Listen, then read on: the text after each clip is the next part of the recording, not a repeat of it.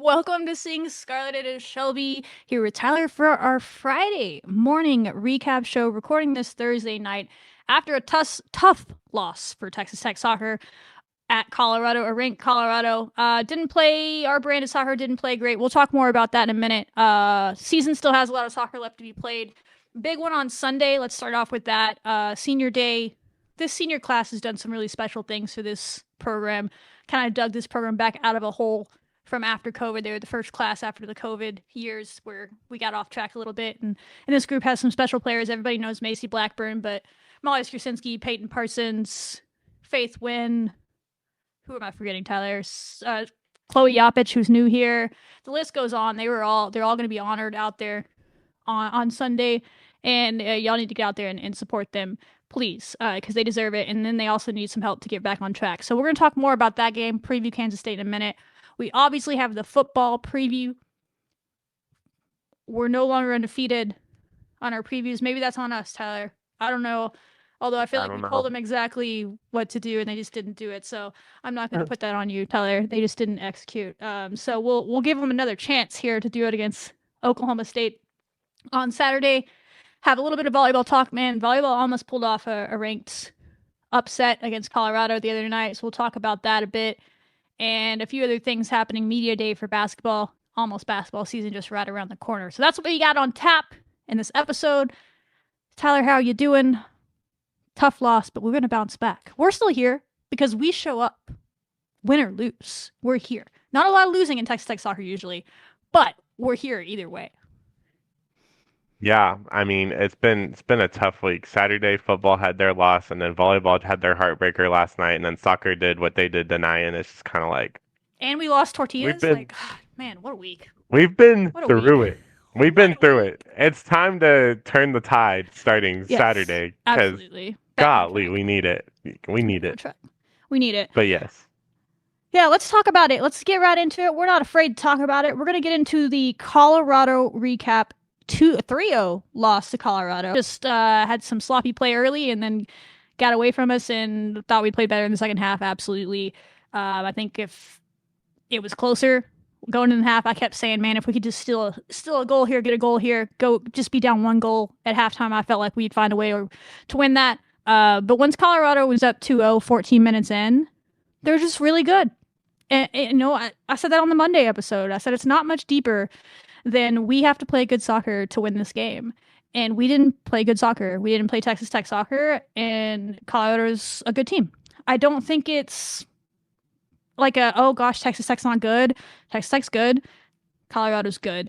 And we made them look really good tonight. But I do think that Colorado team could be on the way to having a host 2 seed. Colorado's a very hard place to play, as we saw. They're undefeated there this year. They're going to play really well there. It could even be snowing. Who knows what's going on in the postseason. So they just earned themselves maybe a trip to the Sweet 16 if they can do their thing the rest of the way. But as we learned, you have to take care of business, even if you do control your own destiny, which is something that Texas Tech soccer no longer does after tonight. They are now, I guess, tied for third, but they're tied with Colorado, who owns the tiebreaker. So fourth currently. If the Big 12 tournament started today, you'd be the 4 seed. Not the end of the world, still a path to do everything they want to do, but that's how quickly it can change. Just didn't play our best, and it got away from us, and you're down 2-0 to a team with as good of a goalkeeper as Colorado, probably the back-to-back goalkeeper of the year, headed in Jordanitis.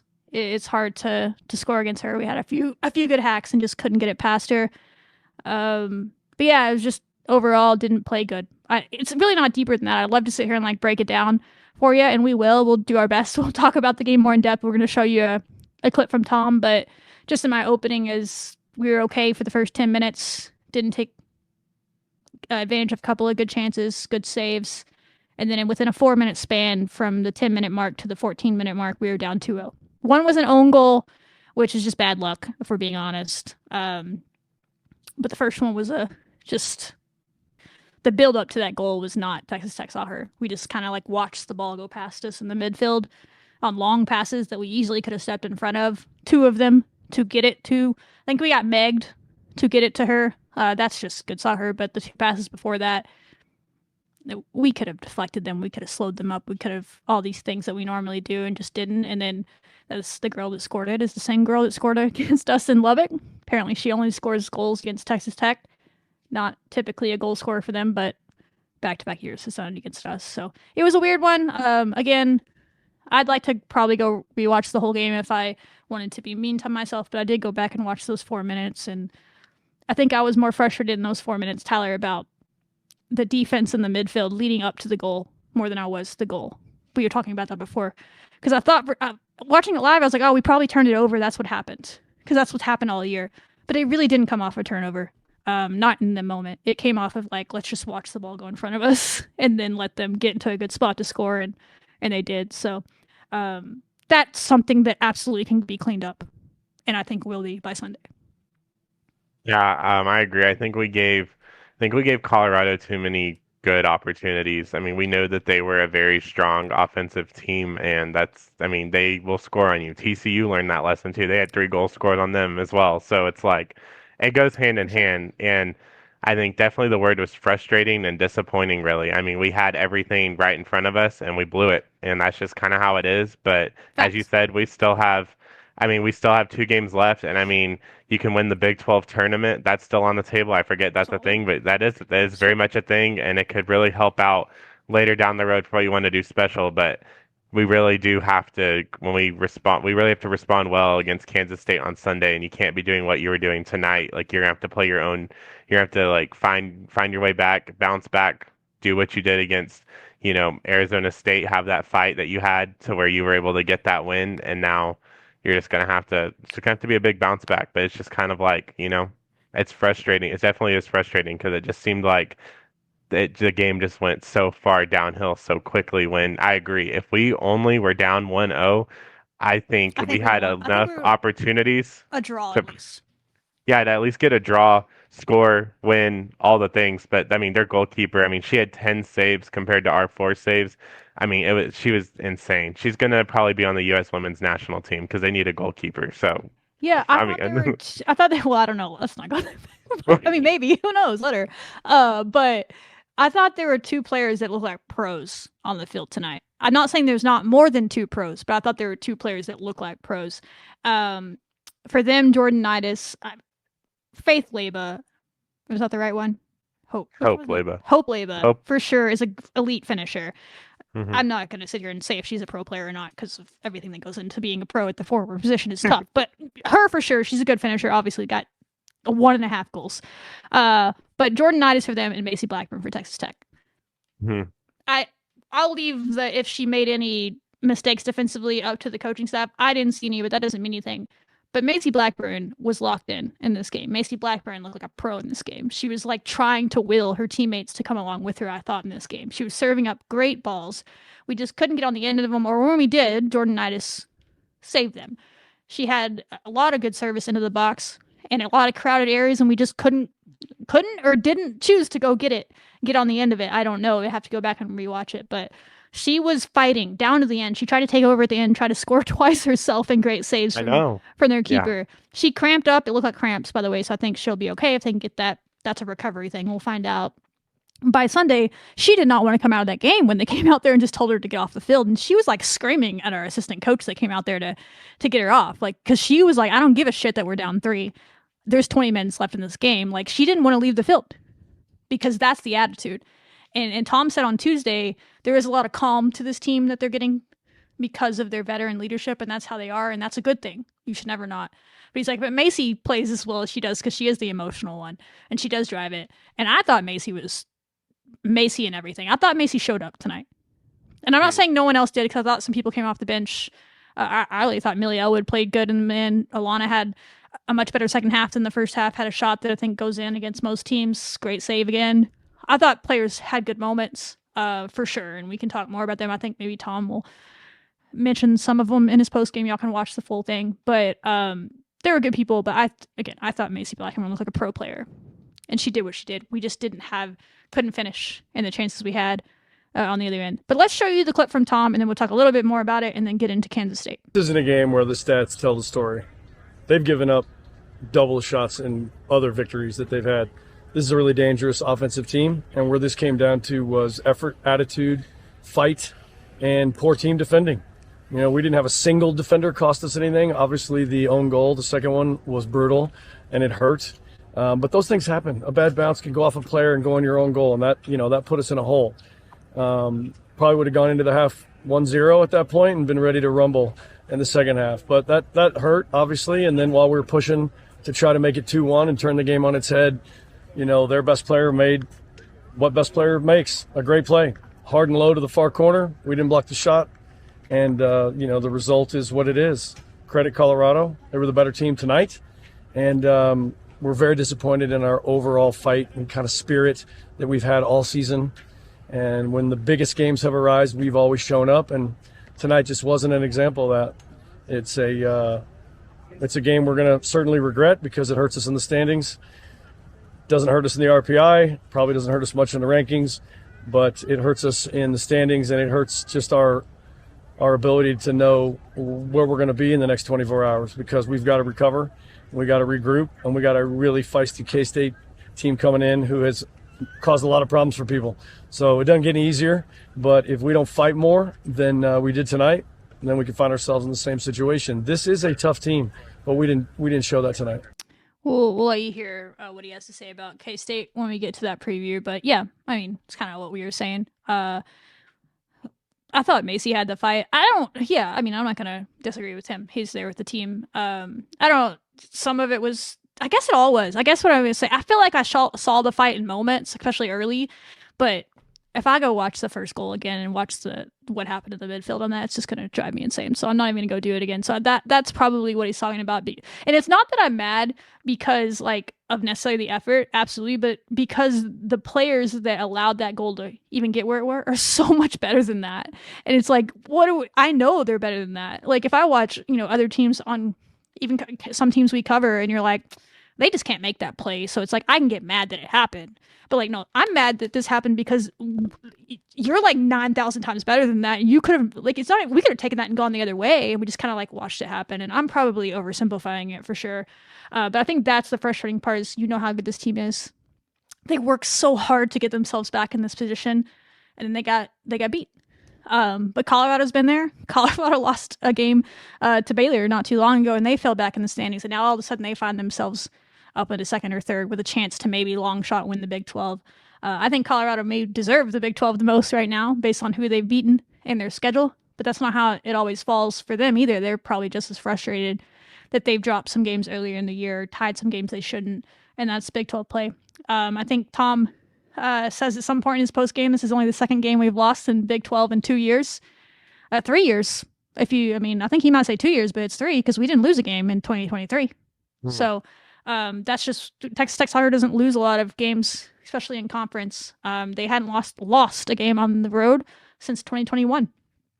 And I think the senior class could have gone a whole 4 years without losing a game on the road in conference until this one.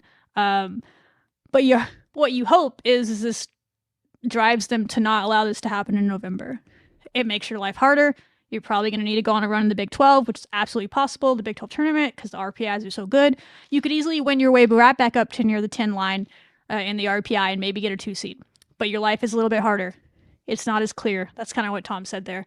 You kind of knew. If you had won the game tonight, you kind of knew where you might be heading in the next few days. Now you got to do some work. So, yeah. Just not their best effort.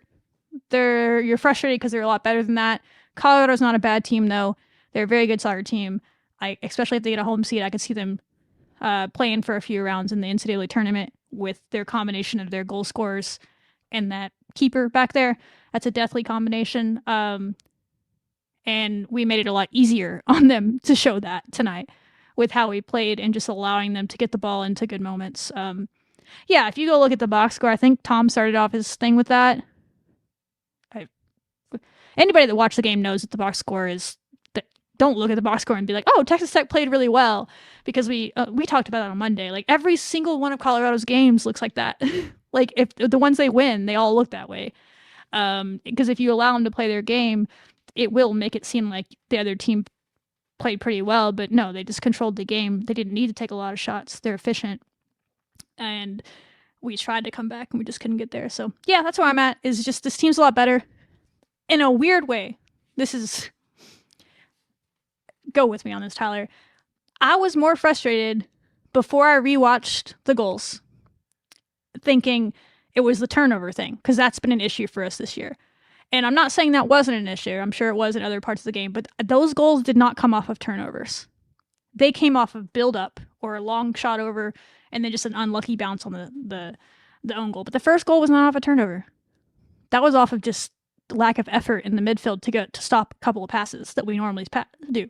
That is fixable. The turnover thing on the back end has happened so often, I don't know. Like, at this point, that might just be who we are, and we got to find a way to work with it. But that shouldn't happen. That won't happen again. I'm confident to say that will not happen again. Once those players see that on film, they're going to be like, that's on me. Never. Like, they're going to have a Tim Tebow moment at the with their teammates and be like, that's never happening again. Because it was that befuddling when I rewatched it. It wasn't a turnover.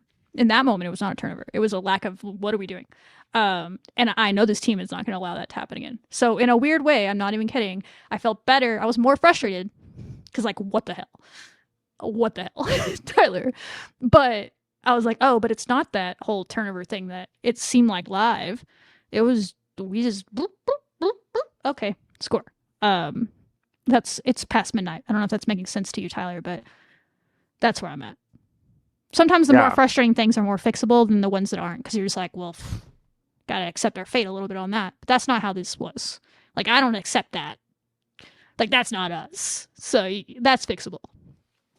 Yeah, I know. I agree with what you're saying. I definitely rewatching it, you're like, oh, okay, like, if we would have had our stuff together, we definitely, I mean, especially, let's say that even if that first goal, like, did happen and, all right, fine, like, we let them do that, we were being lazy.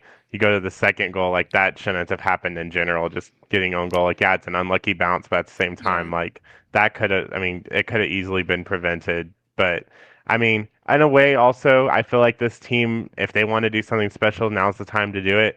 There's really no more pressure on them. I mean, it's very, very murky water to win the Big 12 at this point in regular season. So now anything that you want to do to extend your season, you're going to have to work really hard for, and you're going to have to fight for it. And, I mean, so in a sense, like, all right, now there's no pressure, I mean, there's expectations and there's goals to be met, but right now there's, like, really nothing. They got their road streak since 2021. That's over now. I mean, there's really nothing there's really nothing holding them back. They have no reason to not, like, go out and play the best soccer that we've ever seen in our lives at this point. I mean, that's kind of where I'm at. I love it, Tyler. Like, I'm just saying, I'm like, here for it. it shouldn't happen. I mean, in some way, they do have expectations, but the expectations are the ones that they've put on themselves. This team from preseason was saying, we want to do something special. We want to go farther than any other team has ever gone. And earlier in the year, they didn't look like a team that was going to do that. If we're being frank, we talked about it. I was like, yeah, they got the talent. We know it's there, but they weren't playing that way. And then they started to play that way. Especially in this last couple of weeks, you're like, I said, man, I don't want to get ahead of myself, but if they clean up this and that, they could do something special in the postseason. Might have gotten a little ahead of myself because they weren't able to replicate that tonight, but it's still there for them. And so they do have expectations, but they're the ones that they have for themselves. And those expectations had nothing to do with winning the Big 12. Zero. Zilch. They never talk about winning the Big 12. It's frustrating because you wanted these seniors to be able to go out with the Big 12 title, and it's still on the table, but they need a lot of help, right? But what is absolutely within their control is still doing something special in November. Those expectations are there. They can still do that. They can learn from this and not let that shit happen again. And the next time they play a team of this caliber, they'll be ready to go head-to-head for a full 90 and it not be over 20 minutes in because they just made some uncharacteristic effort plays. That's kind of what happened. If this game goes longer, I think it's even. I think if we had 5 more minutes without Colorado scoring, I think we were going to score. Like, we were knocking, and then we just let them take it from us. This team can get their lick back. They could play Colorado in a week and a half at the Big 12 tournament. In 2 weeks, right? It's very soon, the Big 12 tournament. They could play them soon and get it back. Yeah, it's all ahead of them, for sure. So they do have expectations, but I get what you're saying, Tyler. But they're expectations they put on themselves. That's not pressure. That's who they want to be. And they started to show us that they could be that team. I started to believe. And I still believe in who they can because they've shown it. But tonight was not that. So as long as they watch the film and they're like, never going to do that again, guys. I'm never going to allow that type of pass to get through the midfield on me ever again. Someone's gonna have to do something spectacular. The third goal of the night was just a great goal. We're not stopping that. Great goal. Well, and Faith has that wrist thing that was going on too, so it's like putting that. Yeah, she's like I holding know. her wrist. I thought she broke her wrist. And just because Yeah. soccer is the wildest sport to me, they don't stop play when someone's injured. Someone could be like dying, and they're like, "Sorry, someone has the advantage. Her head's Yeah. cut off. We're gonna keep going until the play's over." Like what? Anyways, so they keep going, and she's like holding her wrist as the ball goes into the box, and she lets go, sprints over, dives on there, and grabs it, and then she's in even more pain. She stayed in the game, so I don't know exactly what happened. If she like hyperextended her wrist or something, it looked like she maybe got kicked in the forearm on a play.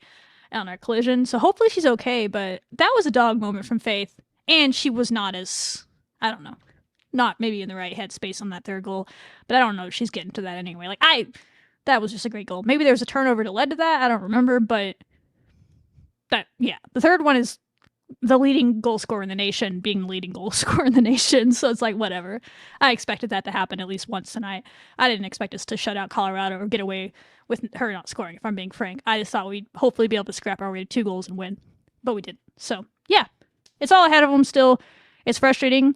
They should be, whatever. You don't get a lot of time in soccer to, I think a lot of sports, they say like 24-hour rule. That's how it always was with basketball. You have 24 hours to move on. I don't know if they get that in soccer because they got to play like 2 days later. So it might be like by the time the wheels land in Lubbock from their flight, I hope they don't have trouble because the weather's a little iffy here today, right now, and tomorrow. Hopefully they get back before that. It might be like once they touch down in Lubbock, it's over. We moved on.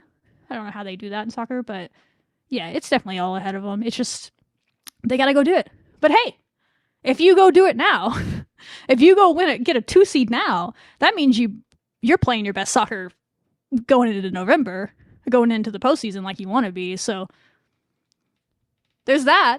If you're trying to look for, what is it? I don't even know the word I'm looking for. A bright side. Is that the word I'm looking for to the situation? Yeah, you lost control of your destiny on the Big 12 tournament, but you have not lost control of your destiny to get a 2 seed and host. It's still there. It's just harder now, but it's still there. So, yeah. Any other thoughts? Think we shouted out the game changers. You called Skylar getting a goal. She almost had one. I know. Again, Very another close. save by Jordan. I'm about done watching that girl play soccer. I was like, this must be how people feel like when they were watching Madison White play. I'm over it. She did that to us last year too in Lubbock. We just squeaked one past her, but yeah, she's good. I thought Millie Elwood had some really good balls of service in there. Alana almost had a goal in the second half. Thought she bounced back well in the second half. I mean, I think everybody that came in played pretty well. I actually thought Sophie, is it Neves or Nevis? Had some really good moments for someone that hasn't gotten to play a lot. You could see her skill where she came in and was shaking some fools and getting loose, just couldn't quite get on a frame. Raleigh had a really good hack in the first half before things got it was right when I thought we were about to score, and then they scored. She had the last good shot attempts. Yeah. Credit to Colorado. I do want to be, I said we controlled the first 10. I think we did, but I will give credit to Colorado. I thought they had a good game plan. They were basically like, anybody but Z is going to beat us. And our best 2 shots early came from 2 holding mids, which are capable. Everybody at this level is capable of scoring, but they're not goal scorers typically. I think Molly and Kate had the shots early, and then Raleigh finally got one about the 8-minute mark. And Z got a header at about the 10-minute mark off a great build-up from Sam to Macy. And that was kind of the last bit of chance. And then they scored 2, and it was kind of like just different soccer from there because they had so many people in the box. Like, when they put that many people in the box and you have a good keeper like that too, like, your angles are limited when there's 10 people in the box. And when that keeper is that smart and that good, she knows, oh, they can make it here. They have this one angle, and she's going to be standing there. So it's, like, hard. But, yeah, I don't know. We just let it get away from us, and then it was over. They're too good to come back on in that situation, down 2, the way they play. But we won't let it happen next time. No, we won't. And I mean, in a sense, also, like, it's good to have a 3-0 beatdown now than in the NCAA tournament where, like, your season literally will end, like, last year. Great like point, Tyler. Great point. Because, like, you know, last year we really didn't really have... It was very dookie, yeah. But it was dookie. I mean, it was Duke. Yeah, literally. And, like, yeah, Duke. Like, yeah. This is what happens when we record after midnight. It was very much like that, except it just took longer for us to lose that game because we held them off until We did. the yes. end of the first half and they got away from us. And Macy tried to put the team on her back in that game too. So yeah, all very similar. But yeah, you got to go do it on Sunday. So let's play the clip from Tom where he's talking about Kansas State. He talked about them on Tuesday too. I'll lead it in with this. He said they're very scrappy. They're very similar. He said their turnaround is very similar to Houston's turnaround in the way that Houston was bottom of the conference last year. K-State they have a brand new coach, done a great job, very scrappy, very hard playing team. And he talks a little bit about that in this. And then we'll break them down. Tyler has all the facts and the notes. We're going to give them a better scouting report. This is on us, as always. Losses are on us, not the team. So we're going to do better in this one. Correct me if I'm wrong, this is only our second loss in 2 years in the Big 12. So you have to realize when you say something like that, and you can fall from the top two, how good our league is. But it's not like that was a secret.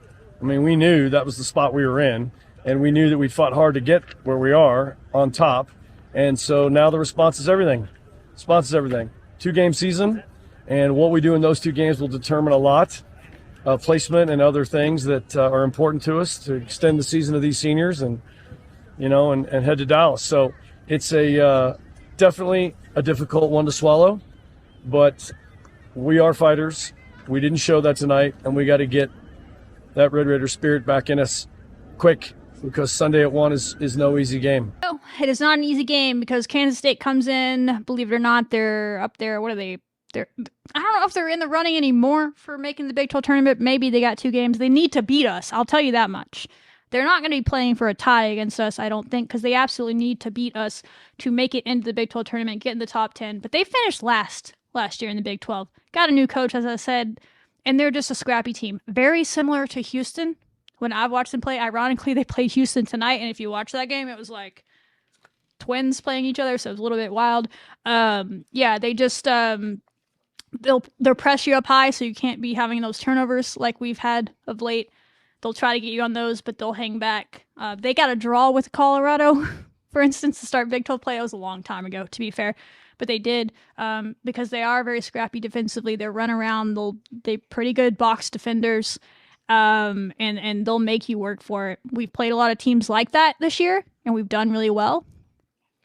In some ways, it could be a tough team to play coming off of a loss, because you're really anxious to get out there and to score and try to punch the door down. But you do have to show some patience. But we've been in this situation. We were so pissed off after Houston, and we played a team like Iowa State that will keep people back too, and we worked them. So you're hoping they come out with that kind of like focus, tenacity, but focus, and do their thing, Tyler. But what do you got on them? Yeah. So as we said, K-State, they're 7-5-4. They're 2-4-3 in conference play. They're number 42 in the RPI as of today, and obviously they're unranked. They do have 2 draws, which ironically somehow they were able to draw at Colorado 0-0. Impressive. Lucky.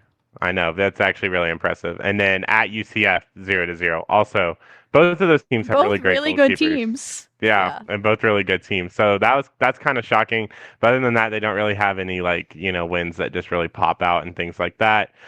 Players to watch: Hannah Palmer, who's a forward; Andra Moeller, who's a forward; Allison Marshall, who's a forward; and Rylan Rental, who, guess what, is a forward.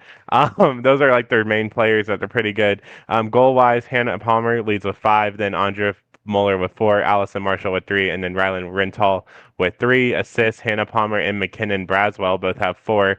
Mabry Williams has 2, and JC Woodard has 2. Shots, Hannah Palmer and Andra Moeller lead with 36. Allison Marshall has 25. McKinnon Braswell has 21, and Rylan Rental has 20. Shots on goal, Hannah Palmer, she's like their star player on the team. She leads with 18 shots on goal. Andra right behind her with 15, Allison with 13, Rylan with 8. And in goalkeeping, they have only used their one goalkeeper, Maddie Sibbing, who has 43 saves and 15 goals allowed. But fun fact, there actually is a former Red Raider that's one of their backup goalkeepers. She hasn't played, but Grace Piling? Correct. Pilling. Yeah, Grace Pilling. So she was on our team last year, right? From Britain? She's going to be a really good player. She transferred there. The girl that they have now currently is a transfer as well, so they kind of fought it out for the job, and this girl won it. I think the girl that's currently there has a connection with the current coach to like a past recruiting cycle or something. So she knew her coming in, but I do think it was a fair battle in the offseason. I think she just won it, and she's been very good, for sure. Well, it'll be a homecoming for her, and she'll be reminded of what it feels. Well, she'll have to feel the other side of a Red Raider win. She'll be like, "Oh, I kind of missed that." But anyway, I'm sure she left for her own reasons. But Massey ratings. Kansas State's number 64. RPI loves them more than Massey does. We're at number 8. Obviously, I think that's going to change probably when the stats update. Their offense is a 79. Ours is a 21 as of recently, as of today. Defense, they're 62. We're 12. Obviously, they're giving us a 74% chance to win. There should really be no reason why we don't win this game. A 2-1 score prediction, because we can never not give up a goal, or we can never not shut them out, according to Massey. But I think this should be a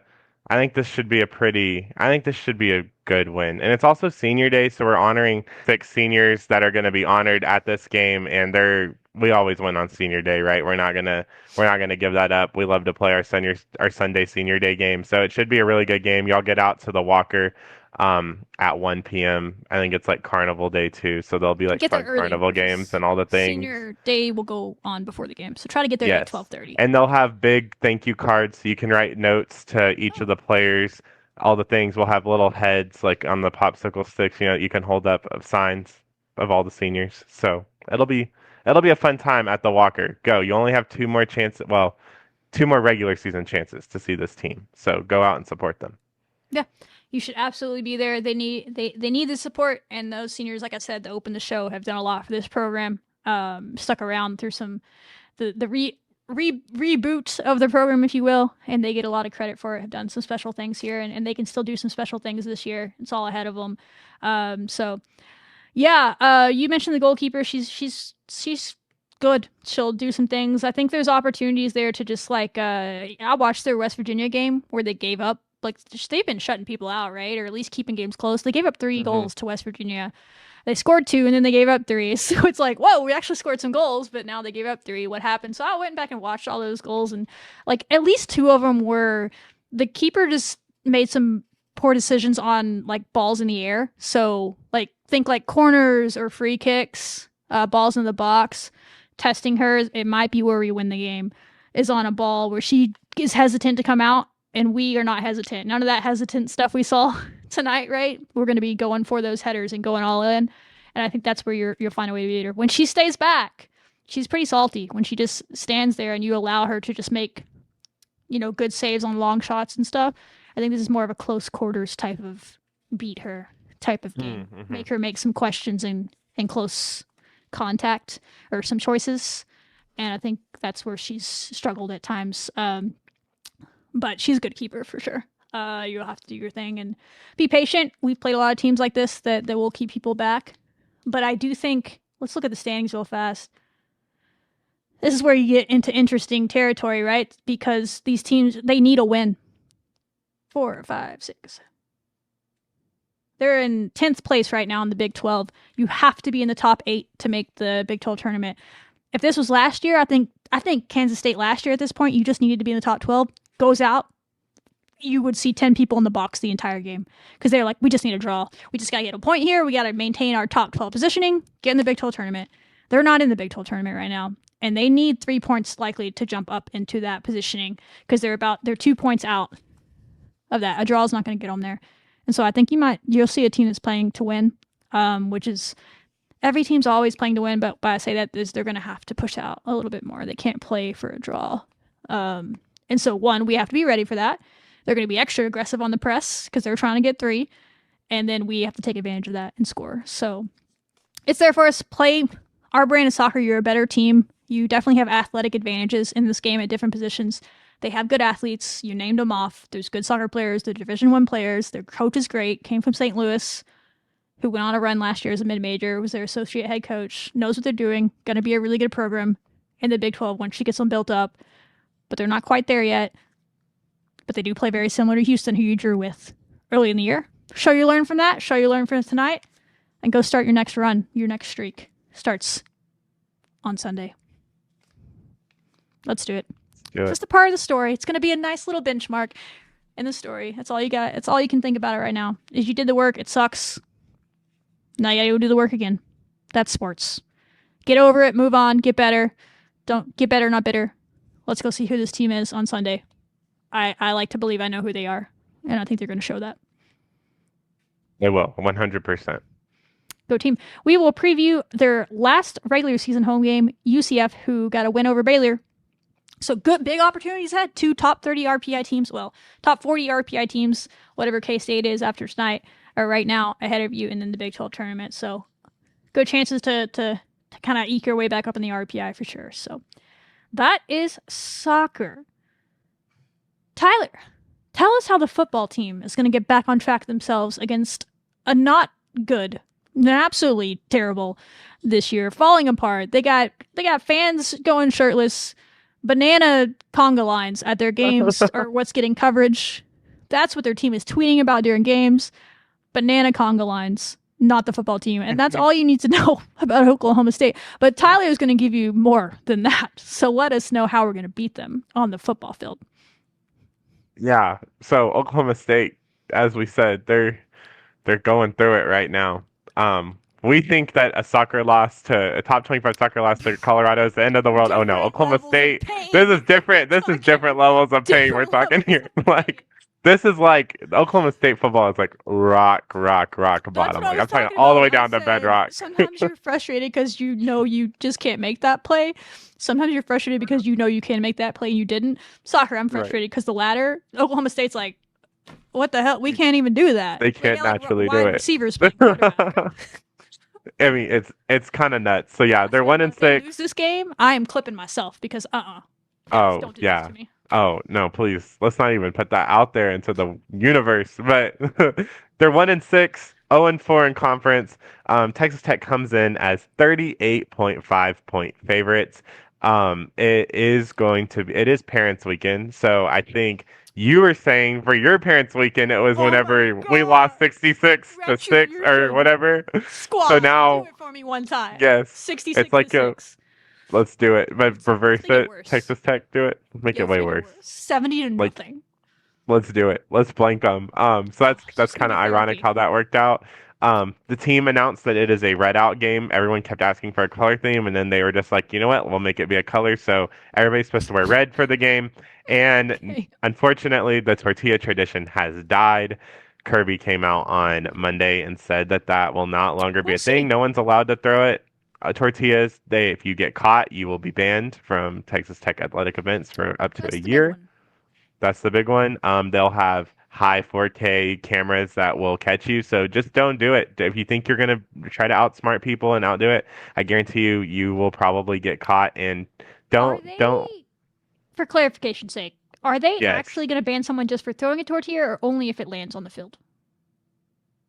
Or you get banned no matter what now? To my knowledge, I think you get banned throwing anything, period. Because it says, even that's on the signs, it says fans caught throwing any objects will be subject to removal. It doesn't even say on the field. Because I think that was the new thing. They tried to give a chance and you lost it. So because they even changed the wording because they said field and then they said playing surface. It was the whole green area. But now I don't even think you can throw anything in the stands, period. So I just wouldn't chance it whatsoever. I mean, either way, even if there is some loophole lining in it, I don't think it's that serious. I'd be more focused on, helping the team win.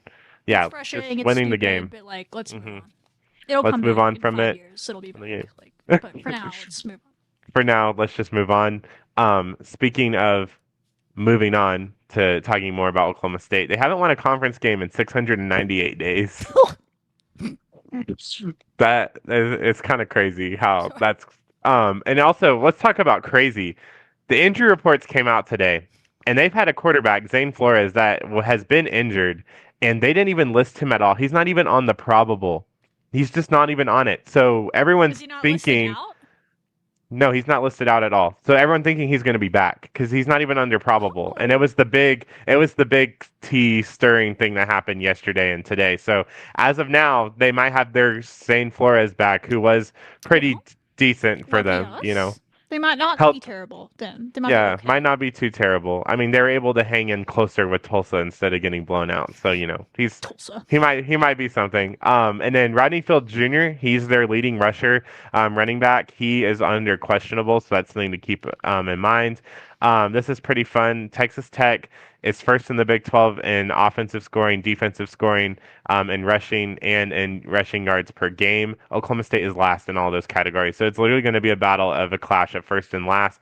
If y'all watch R.C. Maxwell's podcast, he literally said that this game is almost, you treat it as like a non-conference game in a sense where you want to make sure that all your guys, all your younger players get out there and get some opportunities to do some things and also make this be a confidence booster and really work on the things that were problematic in that Arizona State game, and really kind of working on that. Um, looking at these top players for Oklahoma State, so Zane Flores, if he does come back, he had 696 yards, close enough to their number of their 698-day losing streak. So there's a yard per day. They haven't won a Big 12 conference game. We're driving the point home. He has a 55% pass completion rate. He has 0 touchdowns and only 77 completions. And then their quarterback that has been playing for them, Sam Jackson the fifth, has 310 yards, 54.35% pass completion rate, 1 touchdown and 25 completions. Rushing, as I said, Ronnie Fields Jr., that's who they're mainly going. They like to run the ball a lot. He has 420 yards and only 1 touchdown this season. Caleb Hicks has 125 yards and 0 touchdowns. Zane Flores, their quarterback, if in the event he comes back, had 114 rushing yards and 1 touchdown. Trent Howland has 108 yards and 2 touchdowns. And Sesi Vailahi has 97 yards and 1 touchdown, all rushing. And he only has 97 yards. That's not a factor. But That I appreciate you it's giving pretty him a shout crazy. out like that. I mean, they're trying over here, but yeah, they also don't have like any scoring and like anything. I think the highest points they've scored in the game is somewhere in the 30s, 40s. They really have not had a quarterback in a while, though. They literally had a wide receiver playing quarterback the last couple of weeks, I believe. So, like, if he's coming back, that will change a lot. I mean, they're still it will. Great, but they might move the ball a little bit better. So, good for them. Yeah, I mean, it gives the opportunity for your secondary really to go and work on some We things need to and get better. So, I'd rather play get better. than Follow receivers. Don't, if you have a 4th and 2, don't convert a crazy 30-yard first down and leave them wide open. Game plan to me, Tyler. Yeah, I think it sounds like a perfect game plan, and I think we win games when we do that. And also just not putting ourselves in a situation where it's that close in a game and we need to we need to stop a 4th down and 2. I want to know what's happening in this fan base if we are in a close game with Oklahoma State in the 4th quarter. Yeah, I don't want to know what that unleashes either, so let's just not do that. I think we're going to handle business, but we should definitely handle business. I mean, their receivers also, they don't get, I think they got a lot of their action whenever Zane Flores was their quarterback, for that, because Sam Jackson doesn't have many yards, but Gavin Freeman, 233 yards, 2 touchdowns. He's their one to watch. Shamar Rigby, 219 yards, but 0 touchdowns. Rodney Fields Jr., their running back, who is questionable, so he may not even play, 215 yards and 1 touchdown. And then Terrell Davis, 149 yards, 0 touchdowns. So again, as I said, they haven't scored a whole lot. They're getting the yardage sometimes, depending on the day. So I really think it depends. If Zane Flores plays, might be a little bit of a upper leveled match, but other than that, this should just be an easy blowout win. Should be is the key word there. Good chance for them to bounce back. We talked about that on Monday. Let's see how much this team gets better. Let's see if they do have a championship pedigree to them and they show that ability. We're going to learn that because we don't really know that about football yet. We know that they went out and got some really good players. We know that they put together a good roster. We know that they've played okay, really good at times this season, but there's been areas that have consistently just been poor in every game, but we got away with it. Will this be the week that forced them to get better? We'll find out. I think we should blow this team out no matter what, to be clear. But I would love to see a team that isn't getting stupid penalties. I would love to see an offense that isn't making questionable play calls in certain moments. Again, no play caller is going to be perfect. So, I'm not super harsh on the offense coordinator. But the game plan last week was sus. I would like to see them trust Will Hammond. He is playing. That was the other big news if y'all missed that. Mm-hmm. Baron Morton is ruled out. They're being smart there to give him another week before K-State. I would like them to trust Will Hammond to be a quarterback and not a running back in this game. And maybe that'll give him more confidence. So those are things I'm looking for. I think we should blow them out no matter what. But we've been doing that against bad teams. I want them to play complete football in this and show that they learned from their mistakes. So the next time they play a good team, we don't lose. So that's kind of what I'm looking for. Because on the road to Manhattan is no We haven't won easy in road trip. Kansas State since like 2014, if not longer. Like there's a curse there. Mhm. So we're gonna have to break the Manhattan curse to win the Big 12 this year. But first, you can't lose to Oklahoma State at home. That is unfathomable to me at this point. They're in that rough of shape right now as a program. You should absolutely handle them, but more than that, it's like I want to see us better in certain phases on Monday, and that's what we'll talk about. So should be anticlimactic. This is a game I hope is anticlimactic. Maybe Oklahoma State will have some energy to them, getting their quarterback back. Maybe first quarter they hang around, and then after that you should take control if it gets there. But it's the little things I'll be watching for in this game. I just want to see them get better in certain areas. And this is a sidebar, but I was talking to someone about this. I would really like to see Cole Wisnowski take more of a vocal leadership role on the defense. Because we lost SGH, and I think Cole is the only person on that defense that's been a part of a championship program before. He's the only person on this team that's been a part of a championship program before. And I thought he was someone that did show up last week. He had almost an interception, has some big hits. He had some tackles for loss when we really needed him in big moments in that game. He wasn't getting toasted on defense. He was making the plays when he was involved in them. And I really think this defense could use his leadership. Because it's easy to have raw guys going against the nobodies. But, like, who's going to step up and say, like, this is how you win championships? I've been there. You got to do these things. And I don't know if he's a vocal leader or not, but I personally would like him to become one if he's not. Because I think he's the only one that has been there, including our coaching staff. I don't know. Someone on our coaching staff might have been part of, like, a D2 or FBS run. I don't know. But at the college level, we don't have those guys. So I would like to see someone that's been there step up and start talking. Please, Cole. I know he's in him. Very mature guy. Very well spoken in the press conferences. He probably is already a leader on the team. But someone was asking me because SGH is gone, and he was kind of the emotional leader of the team. Absolutely, he's gone.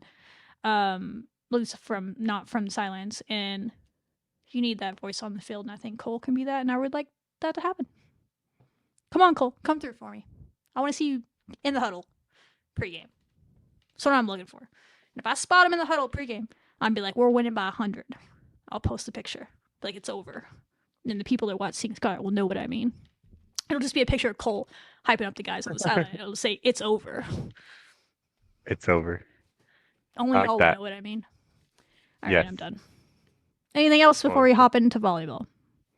Nope, that's it. Just get a win. Don't play with your food. Just don't play. No volcano mashed potatoes. Just eat. None of that.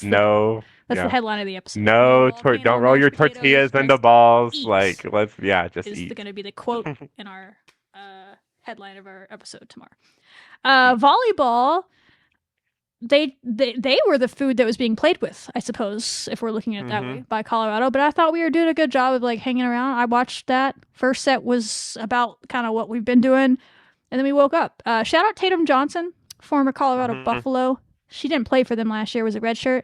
But I thought her energy was really good. I thought her teammates, you could tell this team is close because I felt like they were playing for her. I'm not saying there's any bad blood. I have no idea what the story is there, why she chose to transfer. But anytime you play your former team, like, you want to win.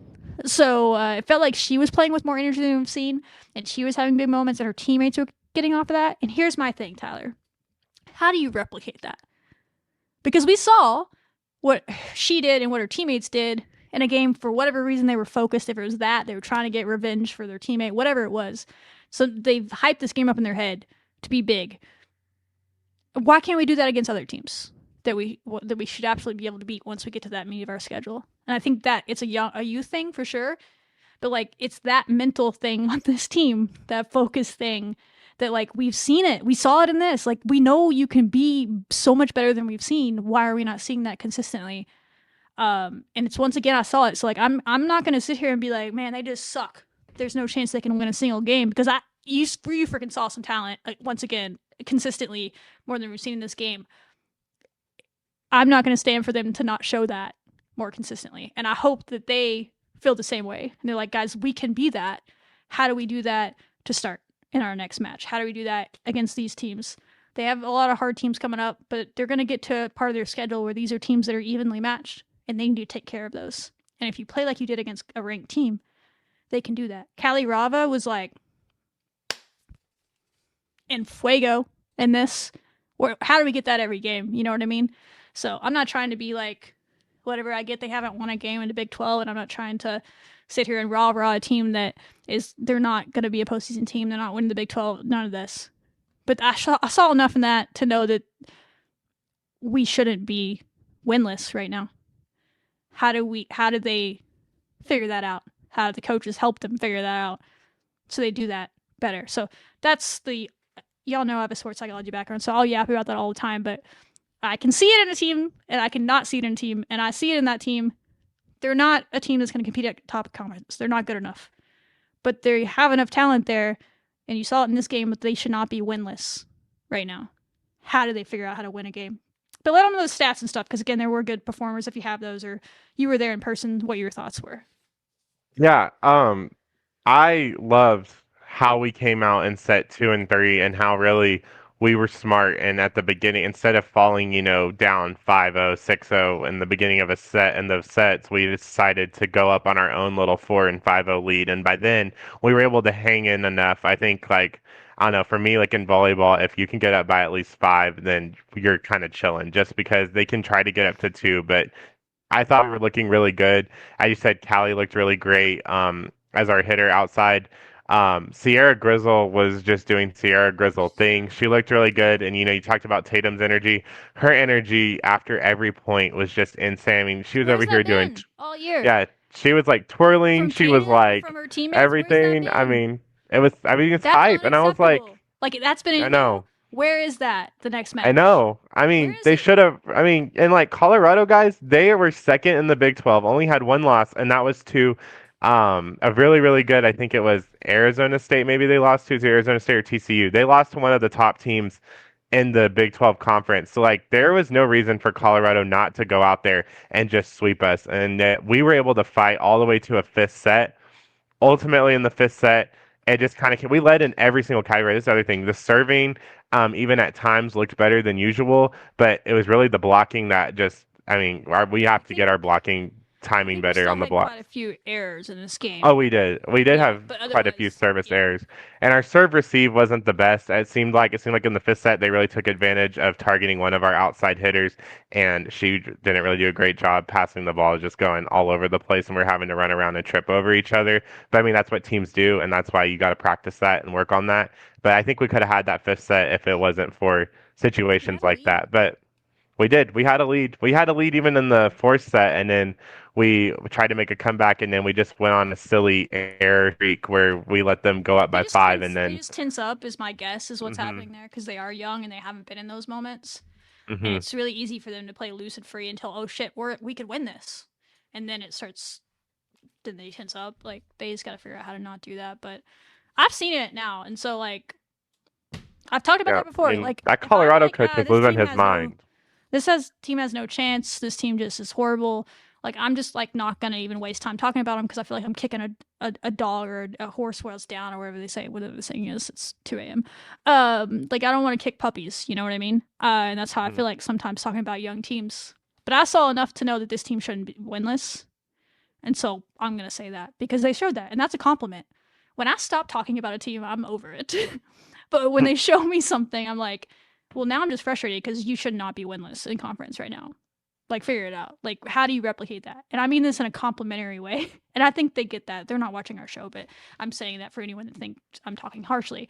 They're athletes, so they've been there.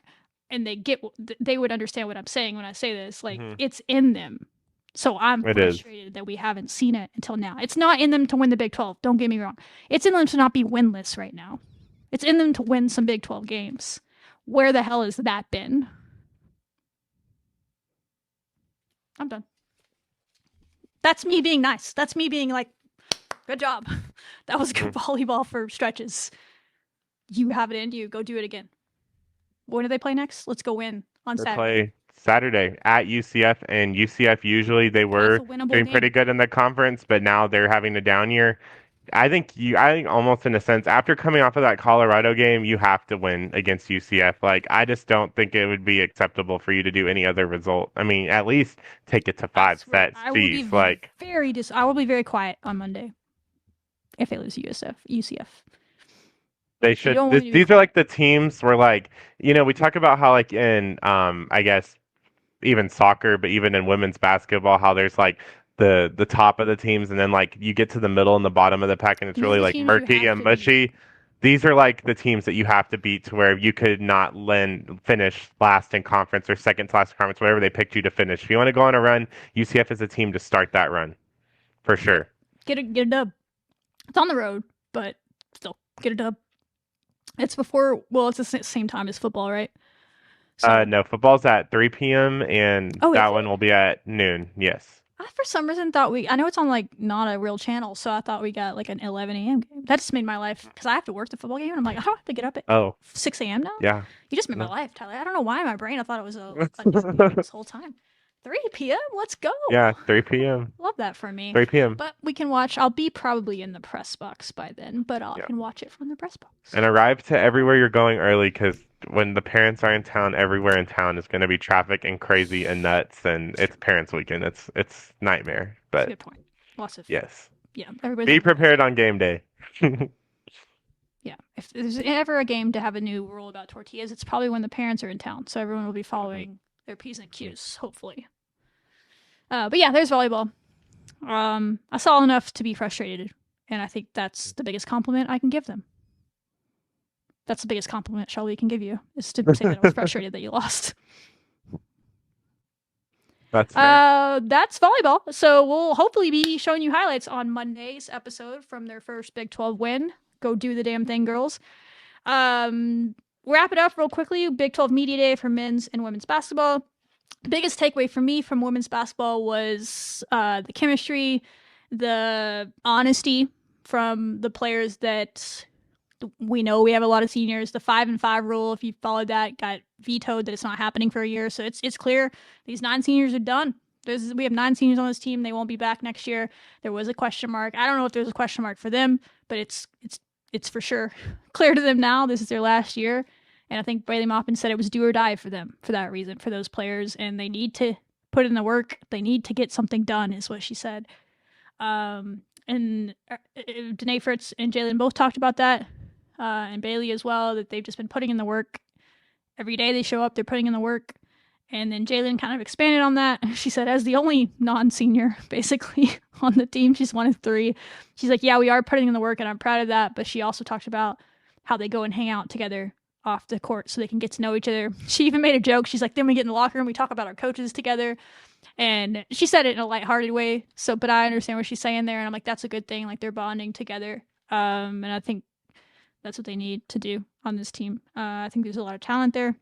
Their scrimmage went well. We talked about. I think they're scrimmaging as today's episode. Maybe the A&M scrimmage might be coming up this weekend, today or tomorrow. I don't know when that is. If that's still happening, I'm not sure.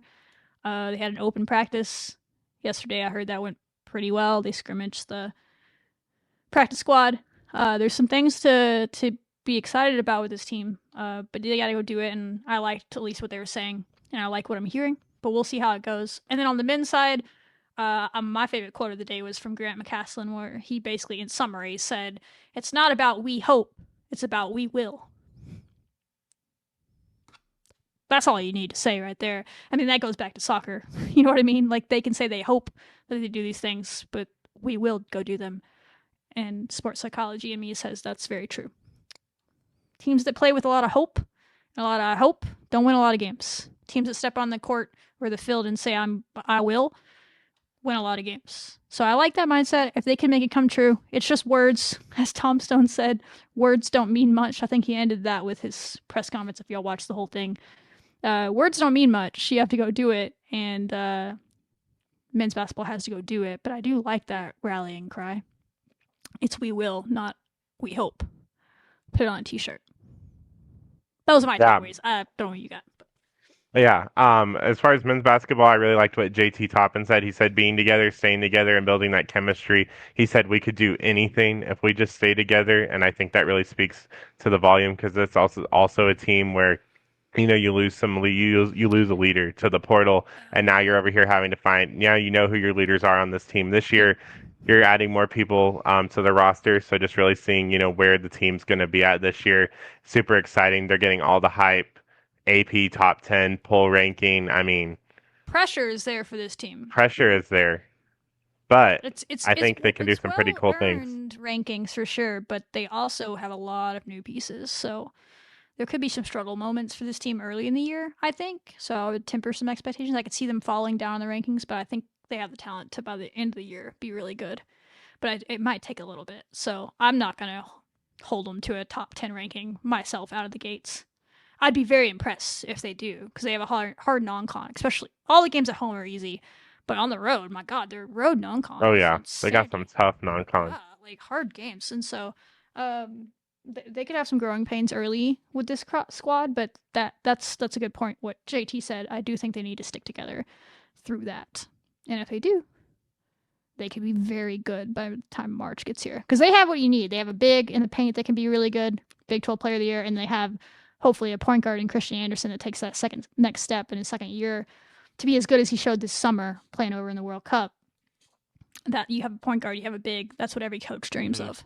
And they have that, and they just need their secondary players to stay healthy. This team's had some injuries, but it's early, so they need to get healthy and get through that. But if they can handle that, yeah, they could be fun for sure. But I'd temper some expectations early in the year. And then I think they'll get a lot better as the year goes, personally. If they come out like crazy, or win the whole thing. But I'm not personally expecting that. Yeah, I mean, even if you look at last year's Elite Eight run team, I mean, remember they lost to St. Joseph's, and we thought it was the end of the world, and then it was very clearly not the end of the world, as we showed later in the season. But yeah, that was kind of my big takeaways for men's basketball. And then women's basketball, going back, Bailey saying "do or die." Like that's an intense statement to say, but at the same time, I totally agree with it. I get 100% what you're saying. I mean, you have 9 seniors on the team, and there's really no reason. We have the talent. I mean, you look at it, we broke down all of our new players that are coming in to try to be the missing puzzle pieces.